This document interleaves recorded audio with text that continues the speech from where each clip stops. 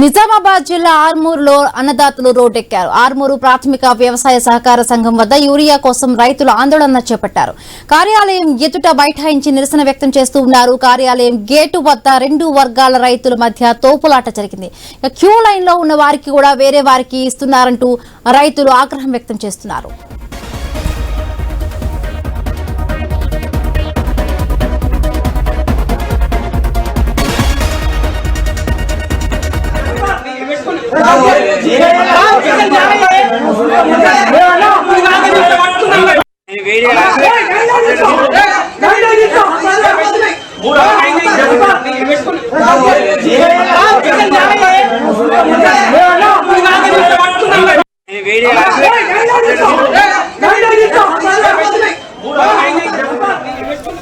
నిజామాబాద్ జిల్లా ఆర్మూరులో అన్నదాతలు రోడ్డెక్కారు. ఆర్మూరు ప్రాథమిక వ్యవసాయ సహకార సంఘం వద్ద యూరియా కోసం రైతులు ఆందోళన చేపట్టారు.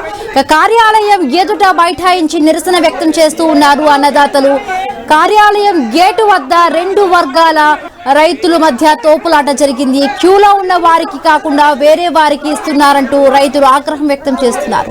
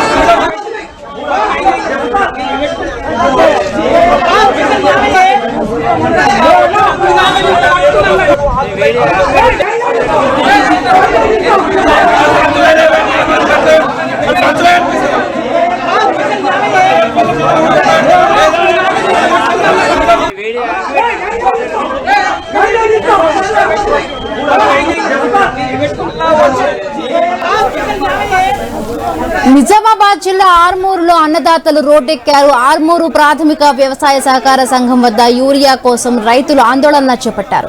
కార్యాలయం ఎదుట బైఠాయించి నిరసన వ్యక్తం చేస్తున్నారు. కార్యాలయం గేటు వద్ద రెండు వర్గాల రైతుల మధ్య తోపులాట జరిగింది. క్యూ లైన్ లో ఉన్న వారికి కాకుండా వేరే వారికి ఇస్తున్నారంటూ రైతులు ఆగ్రహం వ్యక్తం చేస్తున్నారు.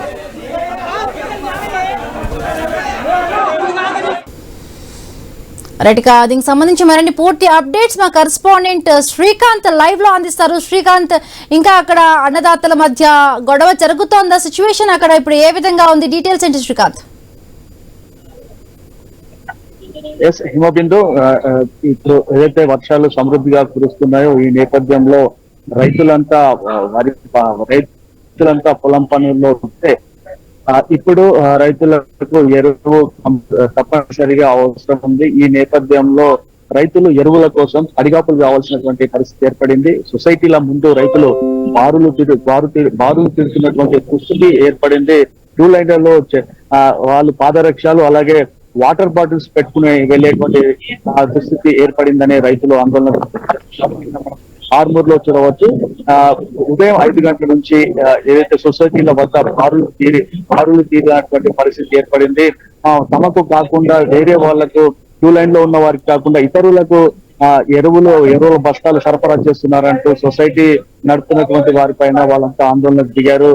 రహదారిపైకి వచ్చి రాస్తా రోకో కూడా చేసినటువంటి పరిస్థితి ఏర్పడింది. ఎందుకంటే ప్రభుత్వం ముందస్తుగా ఎంతమంది రైతులకు ఏ మండలానికి ఎంతమంది రైతులు ఉన్నారు, ఎంత యూరియా అవసరం ఉంది, ఎకరానికి ఎంత యూరియా అవసరం అవుతుంది. ఇలాంటి ముందస్తు ప్రణాళికలు ఏవి లేకుండానే సొసైటీలకు యూరియా సరఫరా చేయడం జరిగింది. అయితే ఒక్కో రైతుకు ఎకరానికి దాదాపు 4 నుంచి 6 బస్తాలు అవసరం ఉంటుంది. కానీ ప్రస్తుతం ఒక్కో రైతుకు ఎకరాకు 2 నుంచి 3 బస్తాలు ఇవ్వడంతో ఆ రైతులకు సరిపోవడం లేదు.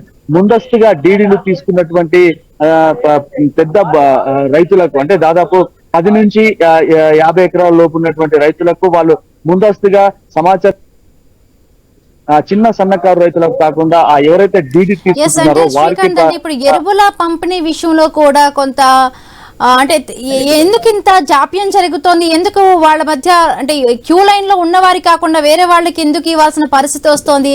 అక్కడ కొనుగోలు కేంద్రాలు ఎవరైతే నిర్వహిస్తున్నారో వాళ్ళు ఏం చెప్తున్నారు? హిమబిందు ప్రధానంగా ఈ రైతులకు ఎరువుల కోసం ముందస్తుగా డీడీలు తీసుకోవాలి. కానీ కొంతమంది డీడీలు తీసుకున్నారు, కొంతమంది అవగాహన లేకను సమాచారం లేకను డీడీలు తీసుకోలేరు.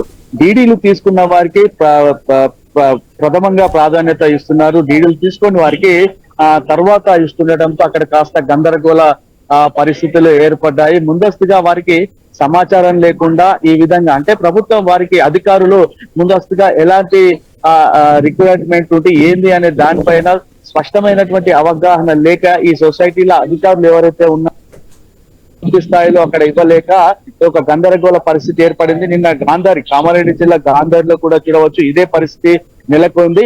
రైతులకు సరిపడా యూరియా అయితే అక్కడ లేదు. సో అందుకే ఎకరానికి 4 నుంచి 6 బస్తాలు ఇవ్వాల్సినటువంటి సొసైటీలు కేవలం 2 నుంచి 3 బస్తాలే ఇస్తున్నారు అంటున్నారు. మరోవైపు ఎవరైతే ప్రైవేట్ గా అమ్ముతున్నటువంటి వారు ఉన్నారో వాళ్ళు ఈ సొసైటీల వారు కుమ్మక్కై కృత్రిమ కొరత సృష్టించే ప్రయత్నం చేస్తున్నారనే ఆరోపణలు కూడా రైతులు వెల్లువెత్తుతున్నారు. కృత్రిమ కొరత సృష్టిస్తే ప్రైవేట్ వారి వద్ద రైతులు కొనాల్సి వస్తుందనే ఆరోపణలు కూడా రైతులు చేస్తున్నారు.